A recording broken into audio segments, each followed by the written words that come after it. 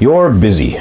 You want your team to do a great job for you. You want your team to be loyal, on board with your vision, efficient, effective, and you want them to both create and reflect the culture you want to create. But all that's not going to happen by accident, is it? So if you're like most entrepreneurs I meet, you got into business in one of three ways. You had a personal passion you wanted to pursue, you had some technical skills or knowledge that you thought you could deploy, or you were forced into it by circumstances. All perfectly good reasons to go into business. The only thing that's missing is the training in business. Most entrepreneurs jump into this game without studying very much about business, about building teams, about organizational effectiveness, about finances, about communication, about time management, and so on. So how are you going to train your staff in those things if you haven't been trained yourself? That's sort of like taking flying lessons from someone who's never been shown how to fly a plane. Kinda dangerous, right? So for a number of my clients, I've become part of the organization as I've trained most of the staff on any of a number of different areas. So let me share just a few, but if you have a specific need, please let me know, as there are a lot of areas beyond these. If I can help you, I will, and if I can't, I'll try to connect you with someone who can.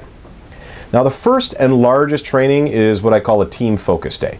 This is about a 6-hour session that's done either over one day or 2 half days, and it's awesome. What comes out of the day is a team that becomes acutely aware of how the success of the business and how their conduct in the business affects their own personal success. How making the business work better makes their own lives work better. Now, at a more practical level, because they see more clearly how their own lives are connected to the business success, they enthusiastically get involved in identifying areas of the business that need help and articulating a plan of action to improve them. And just as importantly, they're keen to play a role in that plan. So responsibility for different parts of the plan get allocated easily and accepted by various team members. People leave galvanized about making a difference to the business. What I always find kind of funny is that almost every time I do this session, the owner nervously tells me, "I don't know if you're going to get them saying very much." Then afterwards, they tell me how they couldn't believe how engaged everyone was. See, what makes the difference in this training is how everything is tied back to the self-interest of the individual team members. When people see that their own lives are going to improve, they perk up and participate.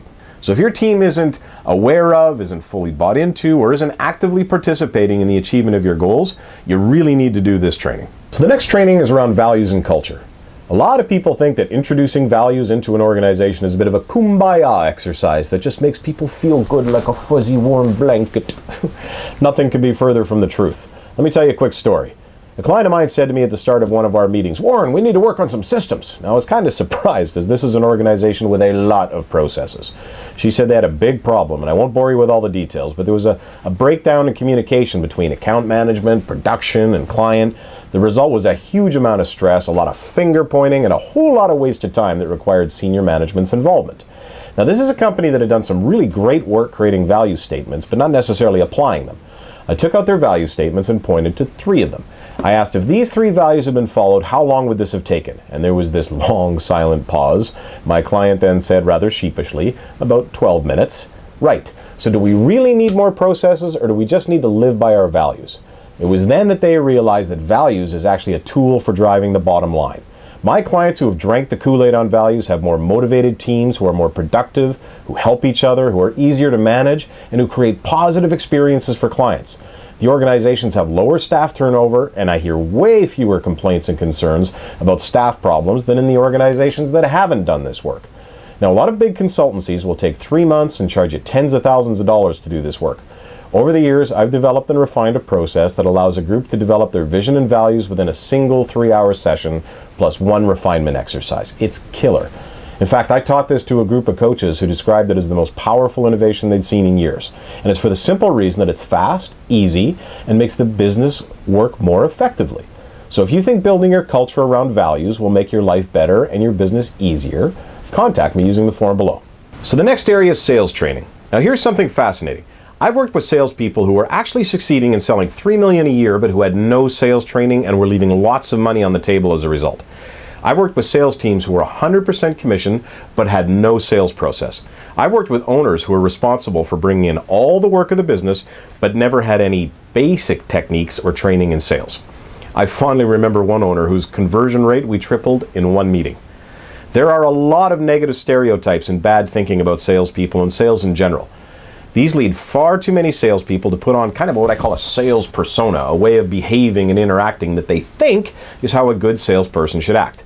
More often than not, this has the effect of actually destroying their authenticity and creating a barrier to the relationship that the salesperson is trying to create. Now, at the core of my sales training is the belief that sales, when done properly, and that's the kicker, is a highly noble profession. It's with professionalism and skill all about helping others solve problems.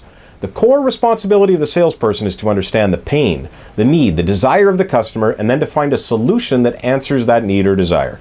So if you or your sales team are struggling, I'd be happy to help. Just put your name and email and type of training you'd like below, and I'll get in touch with you. So the final specific area is time management. And as always, I'm going to be totally candid. This is simultaneously one of the most important skills in success and one of the most difficult to get people to accept.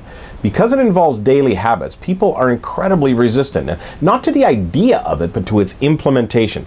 It's just so easy to fall back into our old habits and to come up with really good excuses for it. But here's the thing, when you get this, you'll be amazed at how much more you get done, at how your confidence and your bank account go up, and at the control you'll feel you have over your business and your life. This training is an integrated system that moves people away from to-do lists that simply scream at you all day to realistic plans that accommodate the "but there are always things that come up" excuses, and that give ways of dealing with the "but I always get interrupted" excuses. When this training is done with your team, it can be truly transformative. At a trucking conference I spoke at, I presented just one part of the system, and several companies reported afterwards that this one tip changed their business cultures. Now, there are many other more specific and custom trainings that I'm asked to do from time to time. They've included performance management, communications, financial training, marketing planning, and more. So if you have a specific need, please let me know what it is, and I'll let you know if I can do it or if someone in my network can help you. Just put in your name and email below, along with the type or types of training you're interested in, and I'll contact you shortly. And until then, remember, success is yours. Go get it.